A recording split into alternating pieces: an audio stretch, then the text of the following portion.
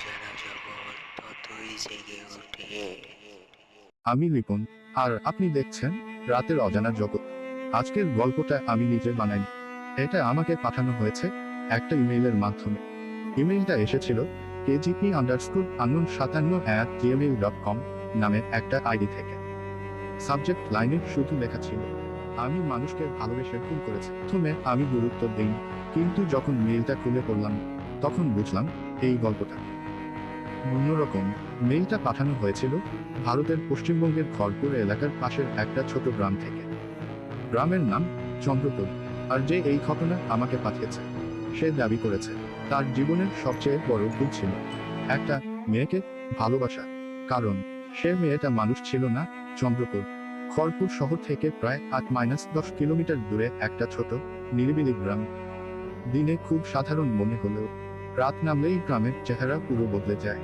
চারদিকে ঘন গাছপালা, পুরনো বটগাছ, আর একটা পরিত্যক্ত পুকুর যেটা নিয়ে গ্রামের মানুষের মধ্যে অনেক গল্প প্রচলিত।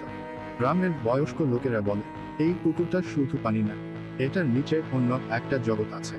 কেউ কেউ আবার বলে রাতে এই গ্রামের কিছু কিছু জায়গায় মোবাইলের নেটওয়ার্ক পর্যন্ত কাজ করে না, যেন পুরো এলাকা বাইরের দুনিয়া থেকে বিচ্ছিন্ন হয়ে যায়।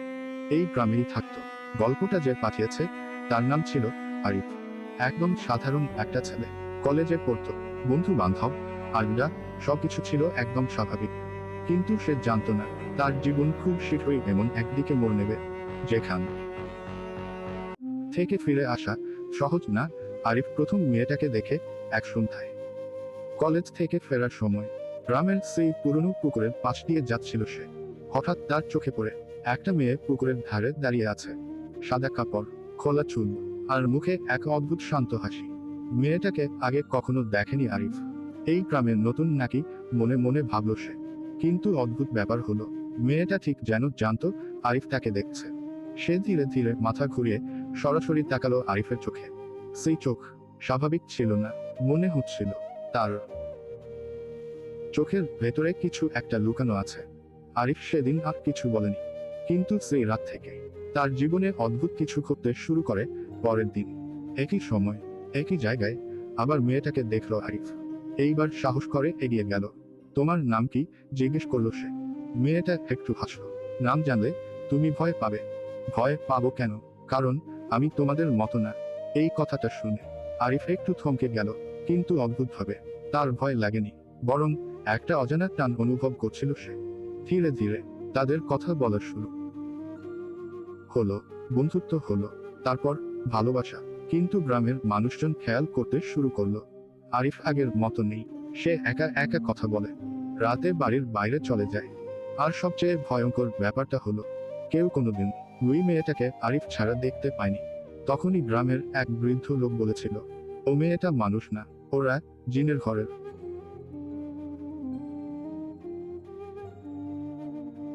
সে হ্যাঁ বলেছিল। এই একটা শব্দ আরিফের পুরো জীবনটা বদলে দেওয়ার জন্য যথেষ্ট ছিল। সেদিন রাতটা ছিল অস্বাভাবিক শান্ত। চন্দ্রপুর গ্রামের রাত এমনিতেই নীরব থাকে, কিন্তু সেদিন যেন নীরবতাটাও ভারী লাগছিল। গ্রামের চারপাশে বিশাল সব গাছ, বট, অশ্বত্থ আর পুরনো বাঁশঝাড়। রাত বাড়লে এসব জায়গা দিয়ে সাধারণ কেউ হাঁটে না, কারণ গ্রামের মানুষ বিশ্বাস করে এই এলাকাগুলোর কিছু অংশ মানুষের জন্য না। আরিফ এসব কথা ছোটবেলা থেকেই শুনে এসেছে, কিন্তু কখনো বিশ্বাস করেনি, কারণ সে ছিল বাস্তববাদী। কিন্তু ভালোবাসা মানুষকে অন্ধ করে দেয়। সেদিন রাত 11টার দিকে মেয়েটা তাকে দেখলো। চলো, একটা শব্দ, কিন্তু সেই শব্দের ভেতরে ছিল অদ্ভুত একটা টান। আরিফ বাড়ি থেকে চুপচাপ বের হয়ে গেল। গ্রামের মাটির রাস্তা চাঁদের আলোয় ফ্যাকাশে হয়ে আছে। দূরে কুকুরের ডাক, কোথাও কোথাও চিচি পোকার শব্দ। সবকিছু এত স্বাভাবিক, তবুও মনে হচ্ছিল কিছু একটা ঠিক না। মেয়েটা সামনে হাঁটছিল, আরিফ তার পিছু পিছু। ধীরে ধীরে তারা গ্রামের সীমানা ছাড়িয়ে গেল।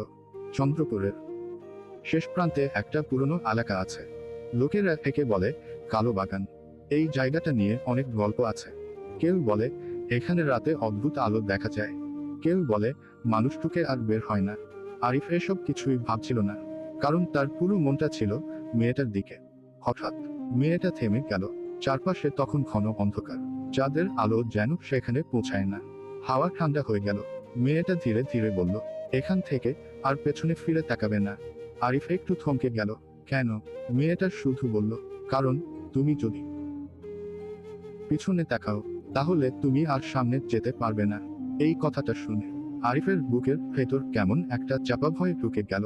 কিন্তু সে থামেনি, কারণ তার সামনে দাঁড়িয়ে ছিল তার ভালোবাসা। এরপর মেয়েটা হাত বাড়ালো। আমার হাত ধরো। আরিফ এক মুহূর্ত দেরি না করে তার হাত ধরল। হাতটা ছিল অস্বাভাবিক ঠান্ডা। মানুষের হাত এত ঠান্ডা হয় না। কিন্তু সে কিছু বলল না। ঠিক তখনই মাটির নিচ থেকে অদ্ভুত একটা শব্দ আসতে শুরু করলো। ধীরে ধীরে তাদের সামনে মাটি ফেটে একটা অন্ধকার পথ তৈরি হলো, যেন নিচে নামার সিঁড়ি। চারপাশে হালকা নীল আলো, যেটা কোনো লাইট না, কিন্তু তবুও আলো দিচ্ছে। আরিফ থেমে গেল। তার ভেতরের বাস্তব মানুষটা এবার জেগে উঠল। এটা কি? মেয়েটা এবার তার চোখের দিকে তাকিয়ে বলল, এটাই আমার আসল জগৎ। একটা নিঃশ্বাস ফেলে বলল, এখনো সময় আছে, তুমি চাইলে ফিরে যেতে পারো। এই কথাটা বলার পর চারপাশের নীরবতা আরো গভীর হয়ে গেল। মনে হচ্ছিল পুরো জায়গাটা তার উত্তরের অপেক্ষা করছে। আরিফ কিছুক্ষণ চুপ করে থাকলো। তার মাথায় তখন হাজারটা চিন্তা। গ্রাম, পরিবার, বাস্তব জীবন, সবকিছু একদিকে, আর অন্যদিকে এই মেয়েটা, যাকে সে ছাড়া এখন কিছুই ভাবতে পারছে না। শেষ পর্যন্ত সে আবারও সেই একই ভুলটা করলো। সে বলল, আমি তোমার সাথে যাব। এই কথাটা বলার সাথে সাথে মেয়েটার চোখে এক অদ্ভুত হাসি ফুটে উঠল। ভালোবাসার, নাকি অন্য কিছু, তা বোঝা যাচ্ছিল না। এরপর তারা দুজন ধীরে ধীরে নামতে শুরু করলো সেই অন্ধকার পথ ধরে। আর উপরে চন্দ্রপুর গ্রামের রাত আবার আগের মতোই নিস্তব্ধ হয়ে গেল, যেন কিছুই ঘটেনি। কিন্তু বাস্তবে একটা মানুষ নিজের জগৎ ছেড়ে অন্য এক জগতে পা রাখতে চলেছে, যেখান থেকে ফিরে আসা কখনো সহজ হয় না।